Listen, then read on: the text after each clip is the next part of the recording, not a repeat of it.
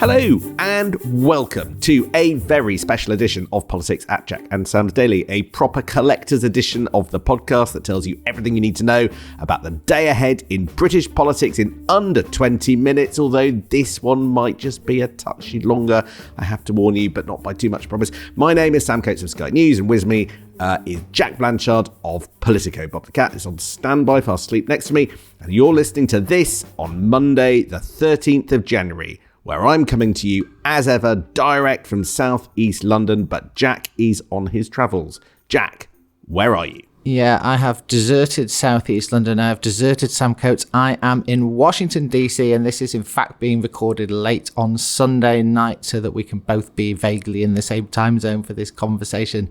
You can probably tell by the beige tones behind me, Sam, that I'm in another anonymous hotel room, just as you spent most of the summer that is now my life.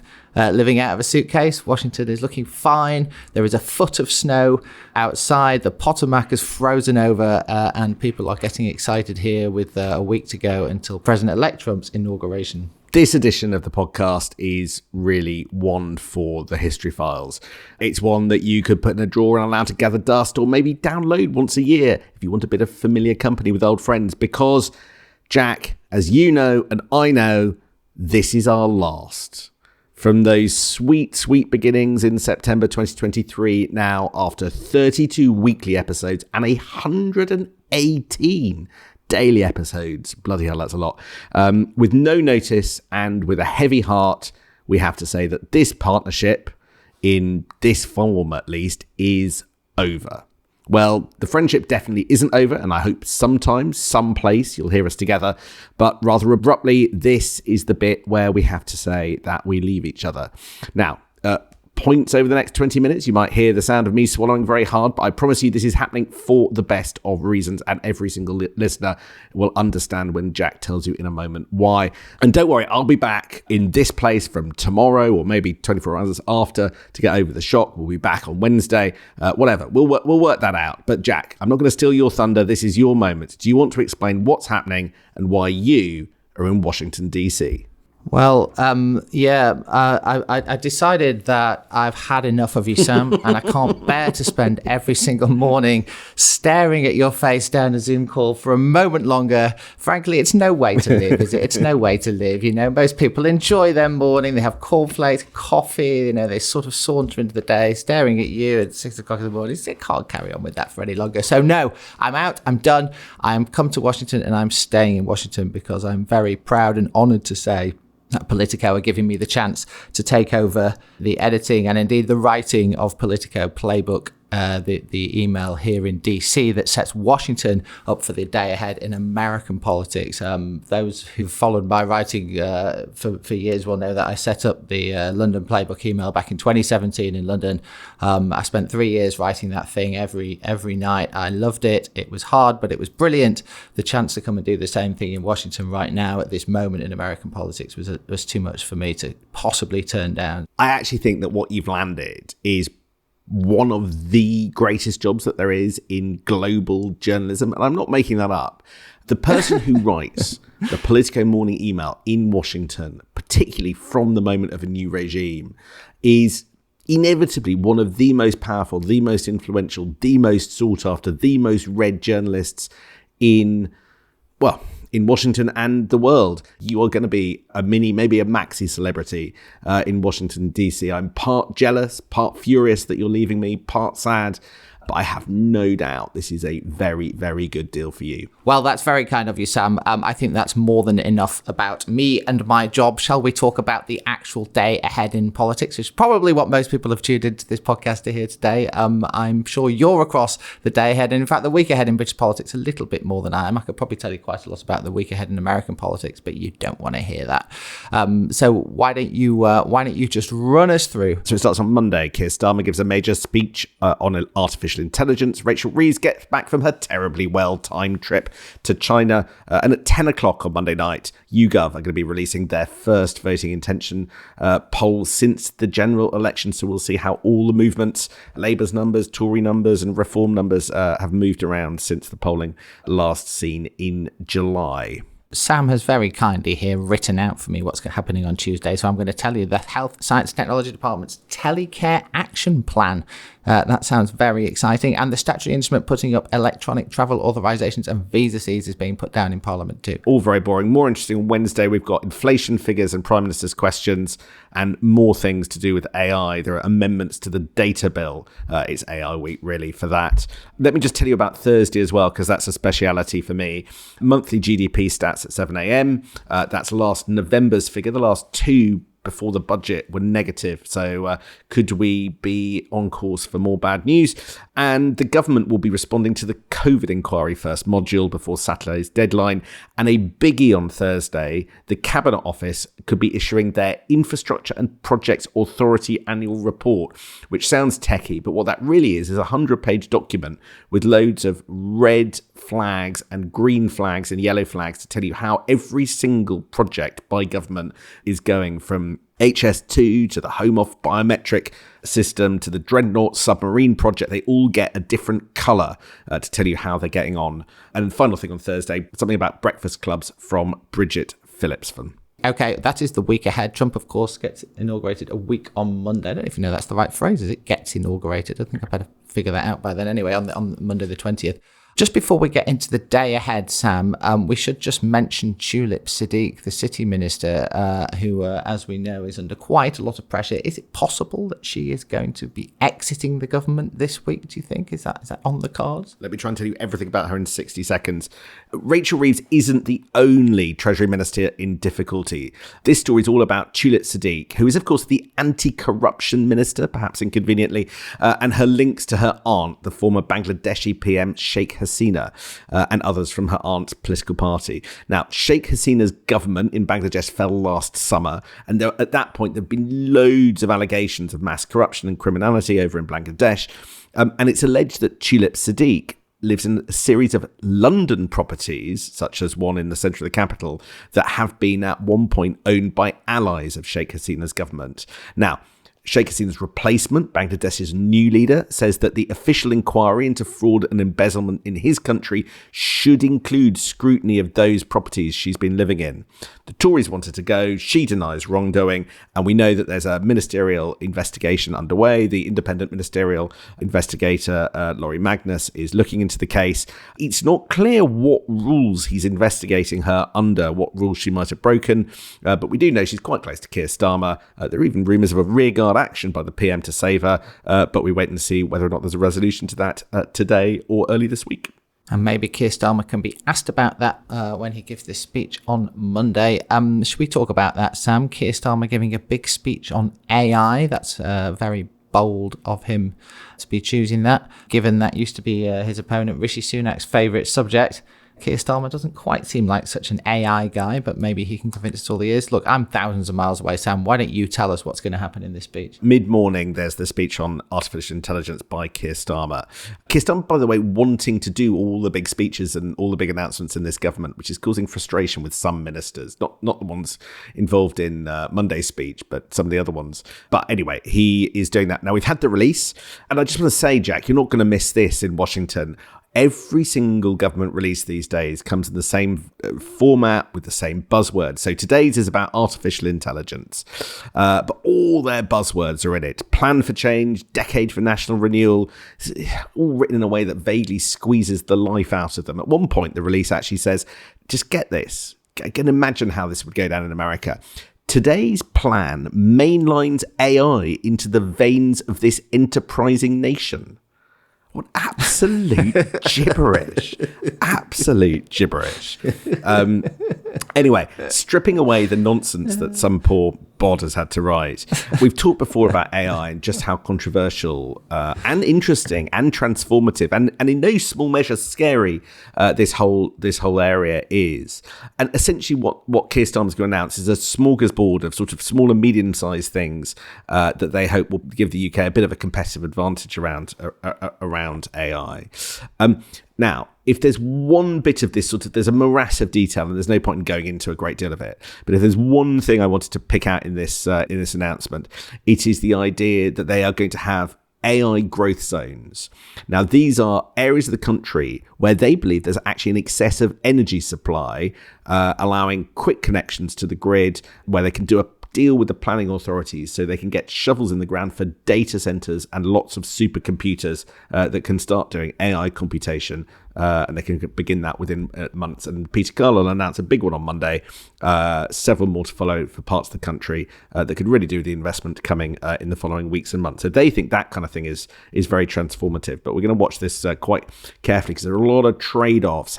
How much does the government feel like it needs to bend the knee in the face of these mega companies?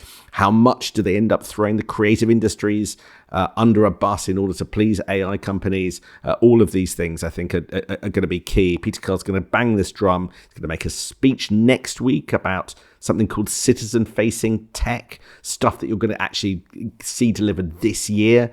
And then the week after, he's going to talk about how everyone can be included. So there's a lot on this agenda, and I'm sure I'll be talking to whoever your replacement is, be they human or be they AI, in the weeks to come. I was joking before about Keir Starmer being brave making a speech on this because it was, Rishi Sunak's specialist subject. I do actually think it is a bit of a problem for him, though. Kemi Badenoch's a computer software engineer by training. She can talk about this stuff with some degree of authority. Even Nigel Farage is a sort of TikTok star now and has some sort of vague role in the new technology world. Keir Starmer just doesn't really look like someone who's across this stuff. Instinctively, I think the idea of Keir Starmer fronting the government's response to AI and approach to AI, I'm not sure it'll have that ring of authenticity when people see it on Monday. But who knows? This speech is being all framed as a boost for growth. They talk slightly implausibly about £14 billion and 13,250 new jobs committed by private sector leading tech firms following the AI action plan. We'll keep an eye on whether that happens in that way as they promise. But this is part of all over the government, huge pressure to find more ways of just bringing growth into the economy, because as even you in Washington, Jack, can have seen, Rachel Reeves has ended up in big trouble. We were talking about it last week. The economy has got worse, interest rates staying higher for longer, cost of government debt going up. It's all squeezed her room for manoeuvre. And she is facing a big crunch on the 26th of March at the Spring Statement, where she may well have been judged to have broken those fiscal rules, those artificial ceilings on how much she can borrow, this eye-watering promise that she made to ensure that all of government's day-to-day spending is funded by taxation, not borrowing. She may fail to do that. And be judged to be failing to do that on March 26th. And that will mean more budget cuts further down the track for government departments. So she's in a very, very tight corner. And the way out of it, they think, is growth. But Jack, what is particularly difficult is that Rachel Reeves basically committed herself to these fiscal rules just days before the US election, giving herself almost no wiggle room. Yet whoever was going to be the next US president was always going to potentially create huge havoc with her. Basically, Rachel Reeves now, over the next 2 months, is at the mercy of Donald Trump. Why is that? Well, if, as some believe, Donald Trump ends up announcing huge tax cuts and huge spending on his entry into the White House in a week's time, that is going to put huge inflationary pressure. It's going to increase the cost of government debt, and it's going to cut Rachel Reeves' room for manoeuvre all around, because effectively what happens to the US economy is often pretty much mirrored in the UK economy. So if Donald Trump goes big on the economy, Rachel Reeves could suffer even more than she's expecting to at the moment. So the question is he? Are we expecting Donald Trump to announce massive things on the economy fairly soon after he gets in? I mean, I don't think there's any doubt that Donald Trump wants to go big on tax cuts, although some of the tax cuts he wants to introduce actually already exist in the US economy and have a sunset clause at the end of this year, and he wants to roll those over through further into his presidency. How long it takes to pull that off is going to be a big problem for Congress, and I don't think it's going to happen super fast because Congress is very divided, as Congress often is, and it's going to be a complicated procedure to get these things through, but I'm pretty sure that he will. The other key aspect, of course, is tariffs, and you've heard Donald Trump talk endlessly during the US election campaign about how tariffs is the most beautiful word in the English language and how he's going to bring in big universal tariffs for goods coming into America. That doesn't look quite like it's going to happen to me. I think we are going to see big tariffs for some countries and on some products, but I think the idea of one big, massive universal tariff feels a bit far-fetched, and probably the end result might be a bit better for the UK economy than that. But there is no doubt all of this will have an impact. I do think, though, Sam, almost regardless of what America does, Rachel Reeves already had this problem, right? She'd already boxed herself in during the British election campaign last spring. She already knew she had very, very little margin for error in the budget she set out in the autumn. She's already in this position even before Donald Trump comes in as president and does whatever it is he's going to do. And so I think, yes, there may be an effort by Labour, if she really is in the mire come the spring and the summer, to blame it on President Trump because he's a useful bogeyman. But the truth is, they kind of did this to themselves with the promises that they made to get themselves elected without a clear plan for what happened once they're in power. They just sort of thought, we'll figure that out once we're in.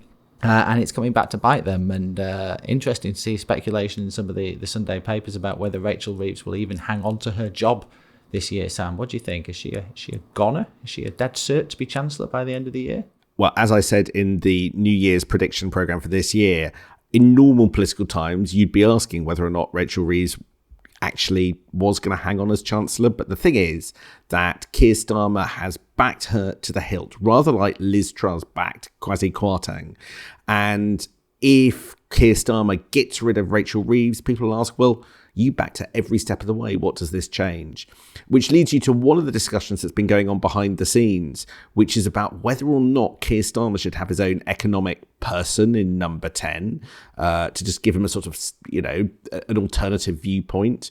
I read in the Sunday Times that Rachel Reeves would be completely relaxed if that happened, having heard from sources that she was not very keen about it. But at the moment, and until now, Keir Starmer has entirely, it feels like, subcontracted economic policy and the politics around it to Rachel Reeves with not a huge amount of success. So he might well be looking at the very least, bulking up his own team to give himself a bit more wiggle room. But she's in a very, very tight spot, having gone on and on about Liz Truss, to see borrowing costs rising, which in the immediate aftermath of the budget were a bit to do with the size of and scale of her budget. And right now, even though they're to do largely with international factors, are causing a big problem for her because she just hasn't got enough money to stop her breaching her rules. It is undeniably that just the fact that she is in quite a perilous position, I think, over the next few months. As is my future on this podcast, Sam. What have we got? Is this coming up to 20 minutes? Is this the end? Is this goodbye? I think rather like Rachel Reeves and her fiscal rules, we have burst through our artificial self-imposed limit. Jack, I remember 2 years ago when you came to me with the idea for this podcast, which was initially a weekly thing and before it went daily in the election. And I knew from the moment that you suggested it, it was a brilliant idea because I've always enjoyed talking to you about politics. And the idea of doing that for a wider audience just had a huge amount of appeal. This podcast has had a huge footprint in both of our lives, taking up all of our Sundays, meeting each other's families. I'm very grateful to your wife. I loved meeting your kids.